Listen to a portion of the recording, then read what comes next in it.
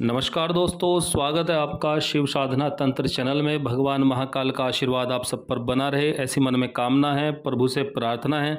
आज की वीडियो में हम चर्चा करेंगे एक ऐसी गलती की जिसको अक्सर हम सब अपने जीवन में कर बैठते हैं या अनजाने में हमसे हो जाती हैं, जिसके फलस्वरूप हमारे द्वारा किए गया कोई भी जप, पूजा, अनुष्ठान, व्रत इत्यादि का हमें शुभ फल प्राप्त नहीं होता। और शुभ फल तो बहुत दूर की बात है, हमें उसका अशुभ फल उल्टा हमें प्राप्त हो जाता है।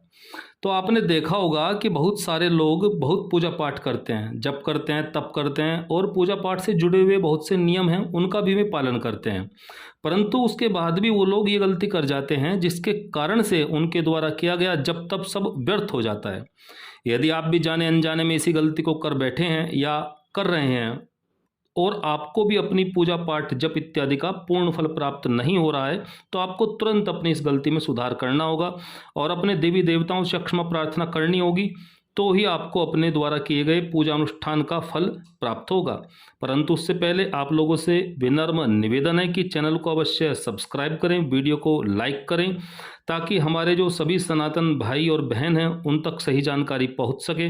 तो आते हैं अपने मुख्य विषय पर। सबसे पहले जान लें कि किसी भी घर में जो घर का मुख्य द्वार होता है वह बहुत महत्वपूर्ण होता है।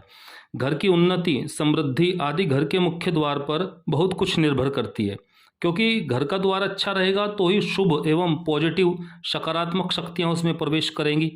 घर में चाहे हम जितना भी पूजा पाठ करें, परंतु जिस भी देवी देवता का आह्वान हम मंत्रों के माध्यम से करेंगे या करते हैं अपने घर में, तो उनके घर में जो प्रवेश का मार्ग है वो घर का मुख्य द्वार ही होता है।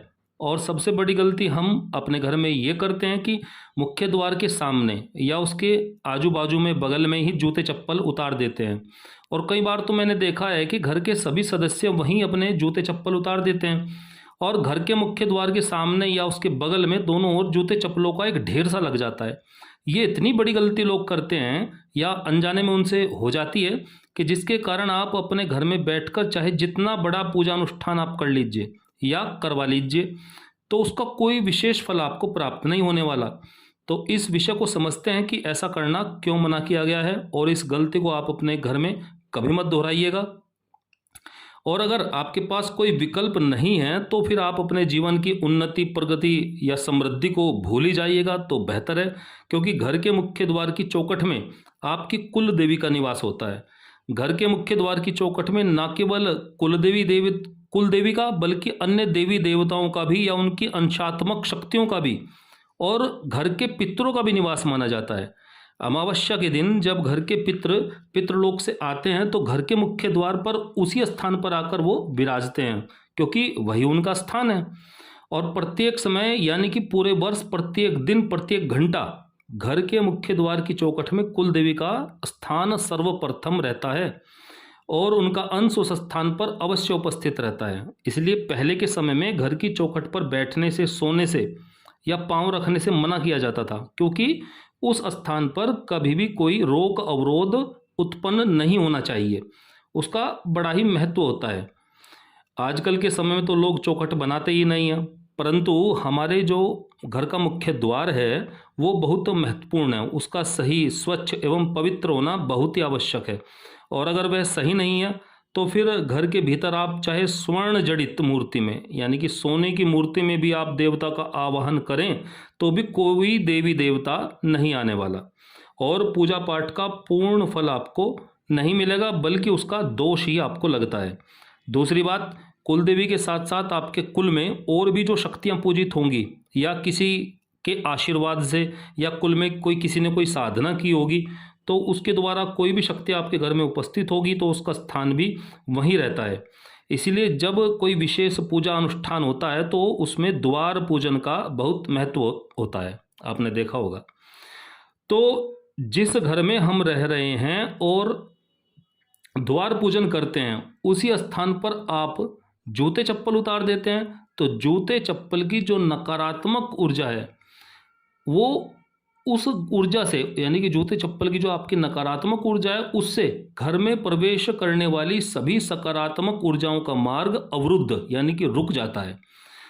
और घर में वो प्रवेश नहीं कर पाती, क्योंकि किसी भी व्यक्ति की ऊर्जा उसके शरीर से जुड़ी प्रत्येक वस्तु में प्रवाहित होती है, ये तो आपको मालूम ही है।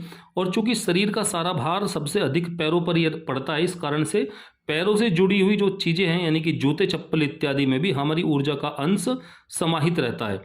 और हम लोग तो भौतिकता में डूबे हुए लोग, सांसारिक लोग हैं, सांसारिक इच्छाओं में फंसे हुए हैं, और हमारी इस प्रकार की ही नकारात्मक ऊर्जा जूते चप्पलों के माध्यम से घर के मुख्य द्वार पर फैलती है। और जूते चप्पल तो ना जाने कहाँ कहाँ घूम कर आते हैं, बाहर भी हम जाते हैं, ना जाने किस किस स्थान से होकर आते हैं, उनकी अंशात्मक ऊर्जा को लिए घूमते हैं, तो उनमें नकारात्मक ऊर्जा का प्रभाव अधिक रहता है। तो इसके प्रभाव से उच्च स्तर की जो सकारात्मक ऊर्जा है वो घर में प्रवेश नहीं कर पाती यदि जूते चप्पल घर के प्रवेश द्वार के निकट रहेंगे। इसलिए ऐसा मत सोचे कि हम विशेष अवसर जो हमारे विशेष अवसर वर्ष के अंदर पड़ते हैं उनमें, जैसे दुर्गा पूजा, लक्ष्मी पूजा आदि पर ऐसा हम नहीं करेंगे, मतलब जूते चप्पल हम द्वार पर नहीं उतारेंगे, बाकी दिनों में उतार देंगे, ऐसा नहीं, ऐसा मत सोचे आप। बल्कि आपको अपने घर में पूरे वर्ष प्रत्येक दिन के लिए एक ऐसी व्यवस्था आपको बनानी चाहिए कि मुख्य द्वार पर जूते चप्पल ना रहें। यदि आप जूते चप्पल मुख्य द्वार पर ही उतारते हैं तो आप इस बात को नोट कर लीजिए या लिख लीजिए कि भले ही आज आप अपने पूर्व कर्मों के कारण, पूर्व जन्म के जो आपके शुभ कर्म होंगे उनके कारण लखपति या करोड़पति आप भले ही हों, और चाहे जितना पूजा पाठ आप आज करते हो या कराते हो, परंतु उसका आपको पुण्य फल ना मिलकर पाप दोष ही आपको मिल रहा है। वो आपके पूर्वकृत शुभ कर्मों के कारण से आपको अभी महसूस नहीं हो रहा है। जो व्यक्ति कर्ज में फंसे हुए हैं उसका एक बड़ा कारण मुख्य द्वार के आसपास जूते चप्पल उतारना या गंदगी फैलाना ही है। नवग्रहों में घर के मुख्य द्वार की चौखट में शनि और राहु का स्थान बताया गया है, और आप ऐसा कर्म करके उनको विपरीत फल देने के लिए, अशुभ फल देने के लिए बाध्य कर रहे हैं।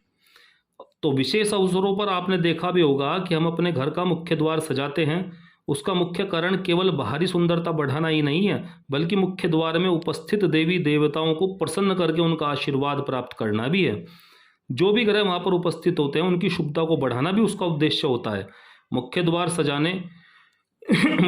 को सजाने का, उसको साफ करने का, स्वच्छ और पवित्र करने का एक बहुत बड़ा उद्देश्य है। तो आशा करता हूं कि आप इस वीडियो को सुनकर अपने मुख्य द्वार को साफ, स्वच्छ, पवित्र रखेंगे और अपने द्वारा किए गए पूजा अनुष्ठान और जप का पूर्ण फल प्राप्त करेंगे, तो इस वीडियो का बनाना सफल होगा। इसी आशा और कामना के साथ आप सबको नमस्कार दोस्तों। हर हर महादेव।